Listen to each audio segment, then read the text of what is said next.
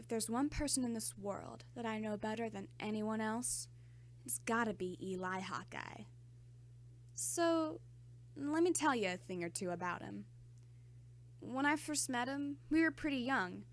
I had just barely turned 13, and he, I would find out later, was only 12.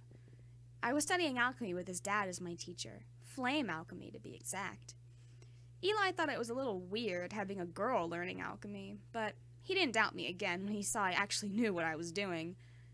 At first, our relationship was a little troublesome. We were both very different but equally stubborn people, so as you can imagine, we butted heads a lot. Somewhere down the line, though, we came to a kind of compromise, meaning we wouldn't fight about every single difference of opinion. Once we figured that out, we actually became pretty good friends. He was a very sweet, shy guy when you got down to it, and he apparently never had much friends because the townspeople hated his father, so by extension, they also hated him. We were in the same boat in terms of friends, but for different reasons. I'd been raised by a stepfamily with a very strange profession, so I really didn't interact much with people outside my house. Because of this, we kind of bonded and always stuck around each other. You'd rarely find me without Eli, and vice versa. So, maybe it was because we were always around each other that I just kinda, sorta fell in love with him. I couldn't help it.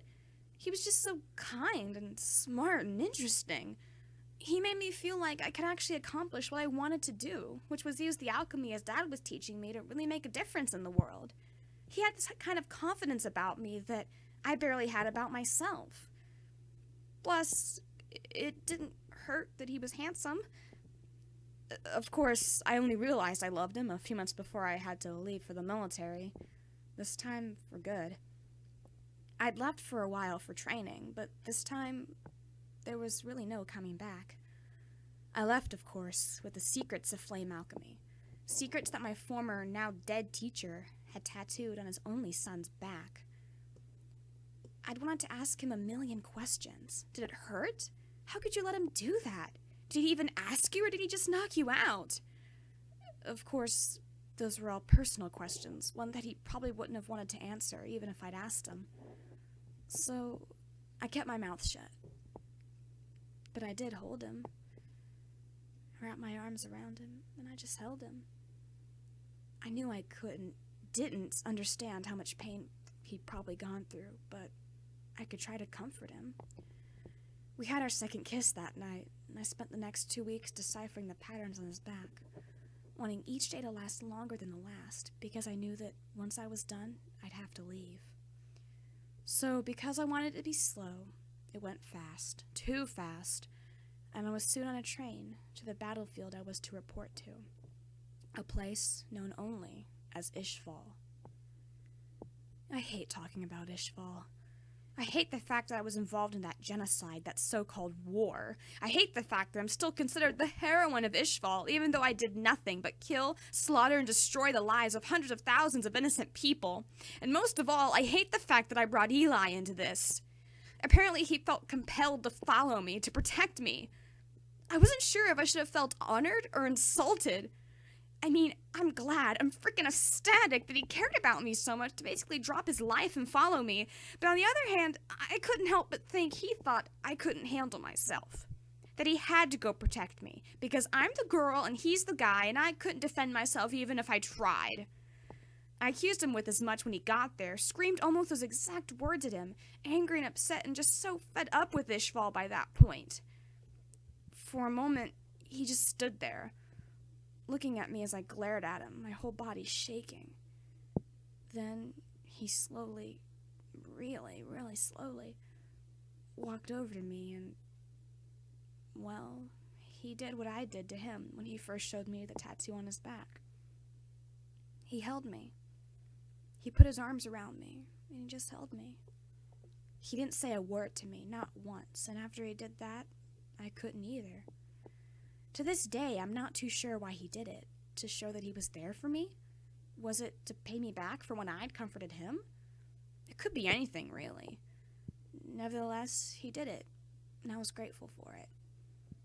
That was the last real time we got to spend together in Ishval, though.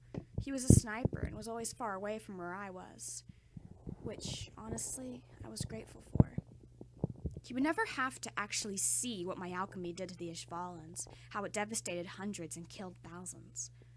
I was glad when it was all over, if only because I was getting out of that place. The memories, like Eli said, would always stay with me, but at least I wasn't faced with the desert of my own sins anymore. By then, my goals had changed. I no longer simply wanted to be part of the greater good, who were changing the world. No, I wanted to be the greater good now. I was going to become the next Führer of Amestris, even if it killed me. I was surprised when, about a half a year later, Eli showed up at my office, wanting to join me in fulfilling my goal. I thought that his want to follow and protect me only went as far as Ishval, and especially after everything he knew I had done, he would want to distance himself as far from me as possible. I had underestimated him, though, something I learned never to do again. He said he'd follow me into hell if I asked him to, which, while a little macabre, is a very comforting thought. I'd never really had a constant in my life at that point, and Eli proved to be my first and last. He was always there for me, like the sun, rising and falling each and every day. So from then on, Eli has not only been my lieutenant, but also my bodyguard, my protector, my savior, and most importantly, my king. My strong, unshakable, irreplaceable king. And I, Roy Mustang, am the queen. A queen just as strong and irreplaceable as the king.